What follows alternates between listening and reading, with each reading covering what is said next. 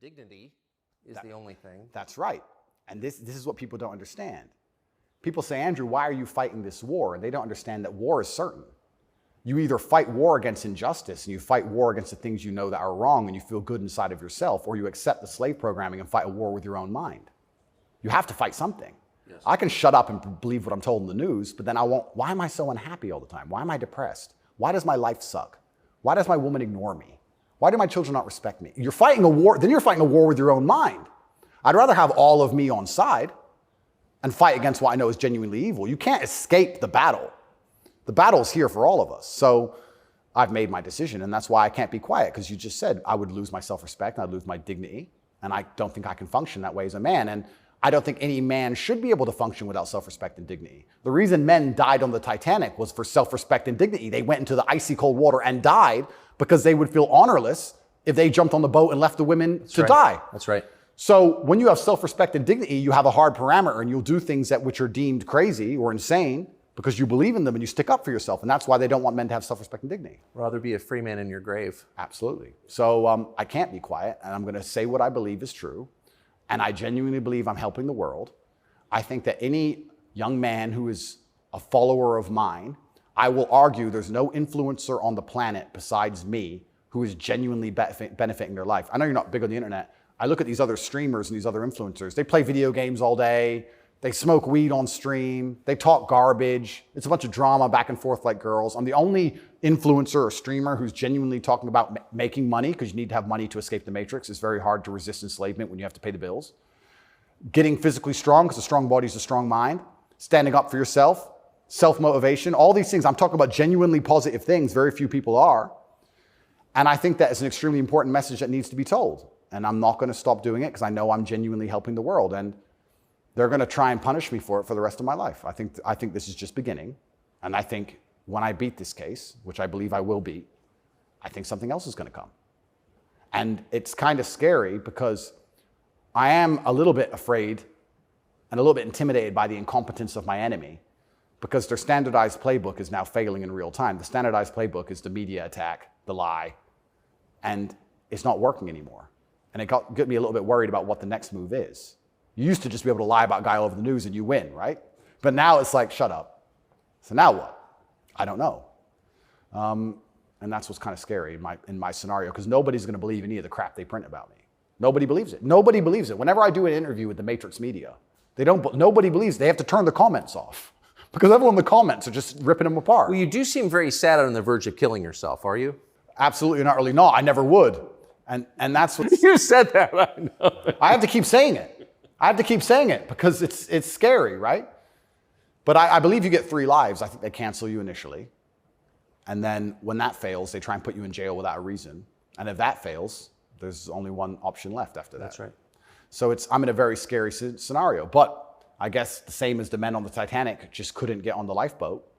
I just can't stop saying what I believe to be true. If a young man comes to me and says he's depressed, I'm going to tell him how to become a kind of man who's proud of himself. And if that makes him the kind of person that resists slave programming, I'm always going to be public enemy number 1. I think we've evolutionarily, even though I do believe in God, I think that we've designed ourselves and the human has grown into a way where if you feel depressed or sad, I think that's a fantastic trigger or a warning signal to do something. If you were to say to me, Andrew, you have to complete this monumental task. You have to conquer the world. I would say, okay, but I need a emotional motivation to do that. I need to be unhappy having not completed the task.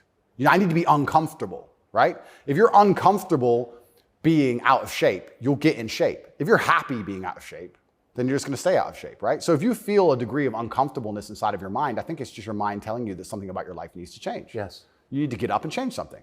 Guys would say to me, I'm depressed because I'm fat and I have no girlfriend.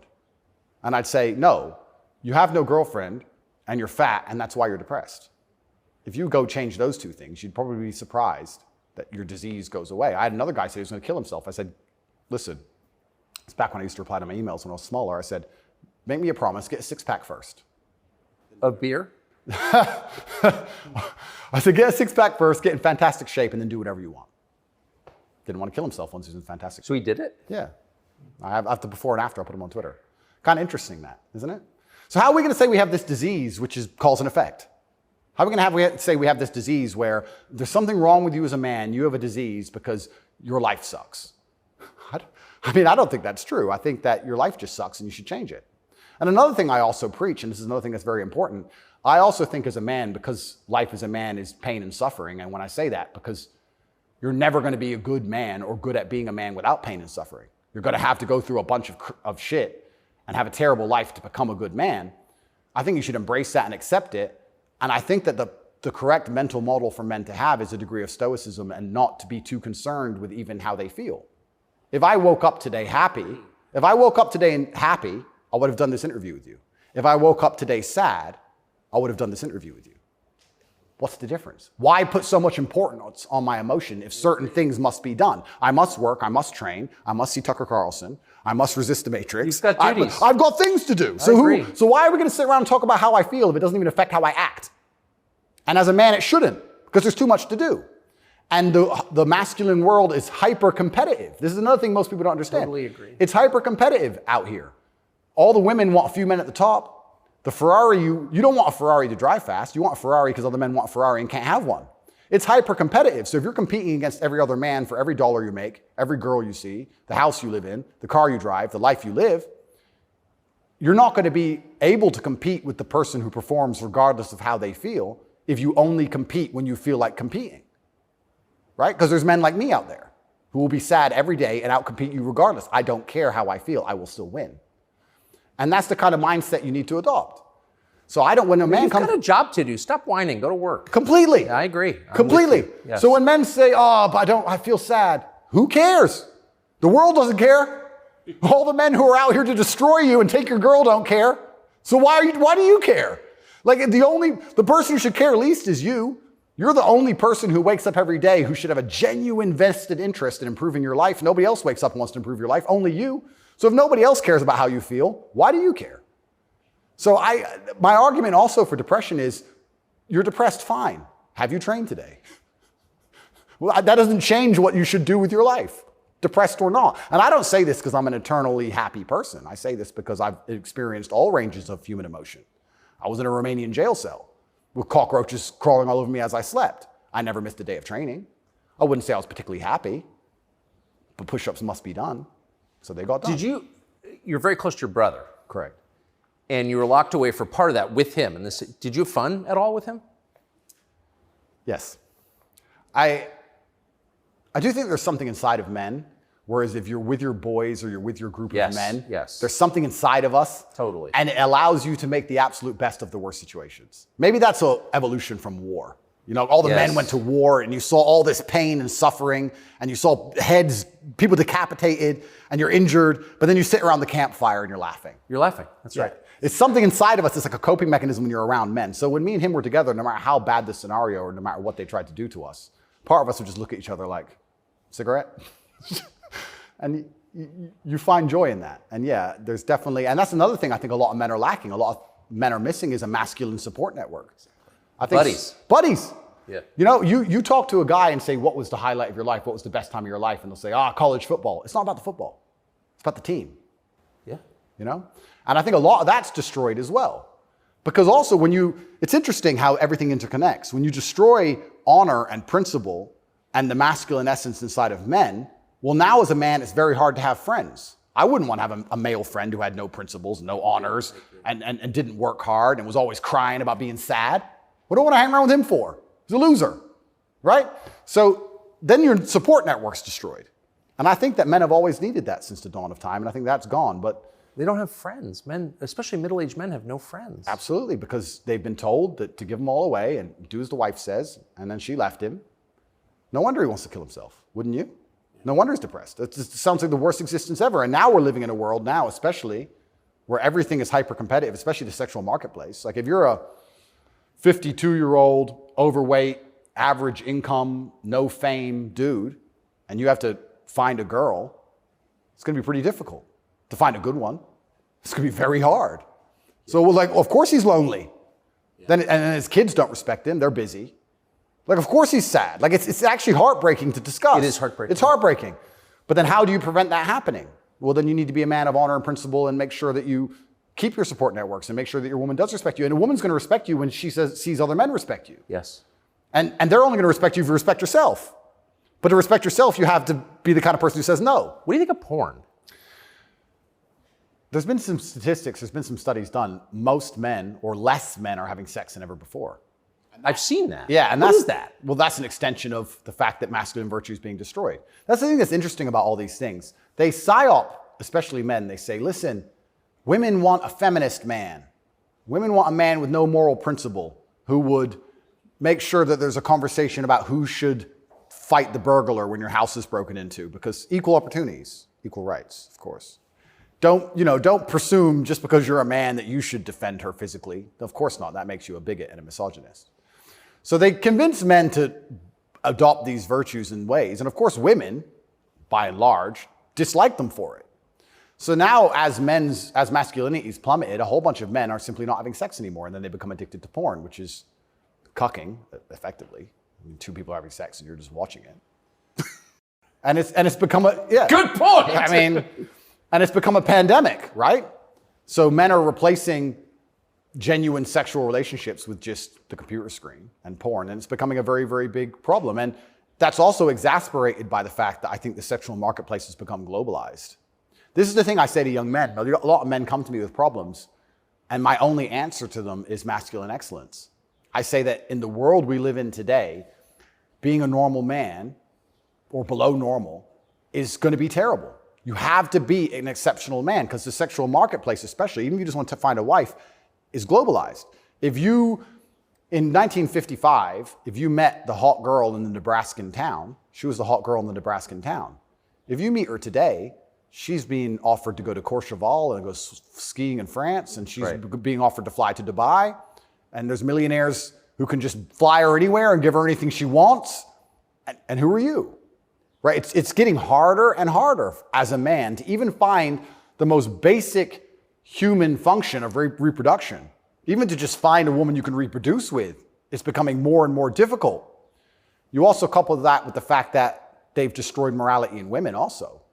So when you destroy the morality in men and you destroy how a man should act, and then you destroy how a woman should act, you're both going in the opposite direction.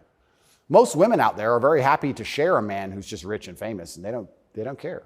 It's right. So if you're the normal guy, there's this rich famous guy with 30 girls. That's 29 dudes who are lonely, and they end up watching porn. And if you have a porn addiction or you have a problem with porn, you have a problem with yourself, because I guarantee if you were the kind of man you're supposed to be, you would have no time for that. And you wouldn't need it. I can confirm that's absolutely and utterly the case. Yeah. So the fact you even need porn shows there's a problem with you as a man. Because if you were the kind of man you could be, and I genuinely believe that any man can become anything, then you'd have unlimited sexual options and you would have no interest in that. And I do want to make this clear to the world, because there's a bit of a misconception about my story. My father was in the military and then he left to become a professional chess player. He was a traveling chess player. You don't make money with that. My mother and father broke up at age 9. We moved to England purely because you get more help from the state. I was raised on welfare in Marsh Farm, which is the worst area of the worst town, Luton, with the highest crime rate. I went to a school with a 4% pass rate, single mother household effectively. Started from absolutely nothing, became a kickboxing world champion. Your mother was English? English, correct. So I started at the absolute lowest echelon of life, and I would like to consider myself somewhere near the top now. I've been through absolutely every stage. So when I say to men, you can become anything you want, and my answer to you is masculine excellence, there's no other answer. I can't tell you how to rig the game and cheat the game. If we're all racing a race and I have a Ferrari and you have a Nissan, I mean, sure, you can get a bit better at driving, but you're probably going to lose. You have to get a better character to play this game of life.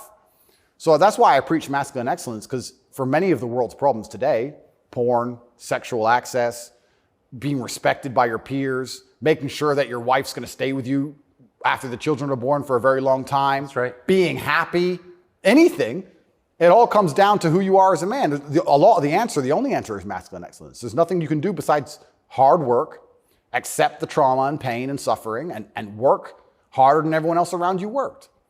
And that's why porn's a problem. So I will genuinely say to any man out there who finds himself loading up that website, go take a look in the mirror and realize why no one wants to fuck you. Fair. And I said this to guys before. If you were a girl with all the choices she has, would you choose you? Think about it.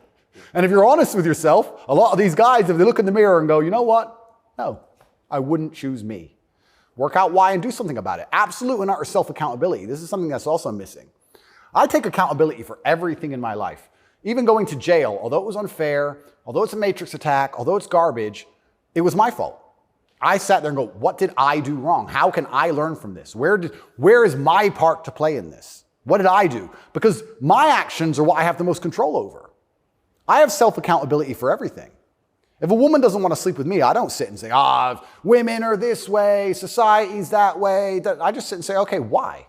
What can I change? So any man who's loading up porn needs to go have a long conversation in the mirror and realize that he's not desirable or as desirable as he should be or could be. I come from absolutely nothing. I'm mixed race. My father was black and my mother's white. So statistically, mixed race, single household, single mother household, bad area. I ticked every box to end up in jail. I ended up in jail for the wrong reasons. I guess You fulfilled your destiny. can't escape statistics. I ticked every box to be a delinquent, and I refused to be one. I absolutely and utterly refused to be a delinquent. I said, no, that's not who I want to be. I want to be a superhero. And I know the only way to be a superhero is to, one, suffer, like Batman did, his parents died, and two, work hard. What does your mother think? My mother's exceptionally proud of me. She still worries because mothers worry. But even when we were in jail, she said, well, I know you're both strong, so, like, she knows she has men. She knows she has, That's pretty great. yeah, of course. And I think that's what, I believe especially also, I think a man has a duty to his last name. I think we carry the last name. We have a duty to our last name. I am a Tate. I am my father's son. The reason my father is discussed so heavily is because of my monumental success. I keep him alive via my success. I would love to think my son does the same thing. Yes. They will talk about my son in a way where they're so interested in his life path that I must be discussed by extension, and then I live forever. So I have a duty to Tate. I have a duty to my last name. I must perform. And this is what I said to my mother on the phone. I'm a Tate. It's fine. Oh, but the conditions are bad. Yeah. That's life. And even as a man today, you're waking up, you want to load up a porn website. You should have respect for your last name, and you should sit and say, is this who I am? Is this what I do? A lot of this comes down to the things we discussed at the very beginning. Self-respect, honor, dignity. Well, you have no dignity? I have too much dignity for that shit. And a lot of these men have no dignity, no self-respect, and it's all an extension. It extends of why they're never going to be who they could be and also what they do to cope with that. And yeah, porn is a coping mechanism.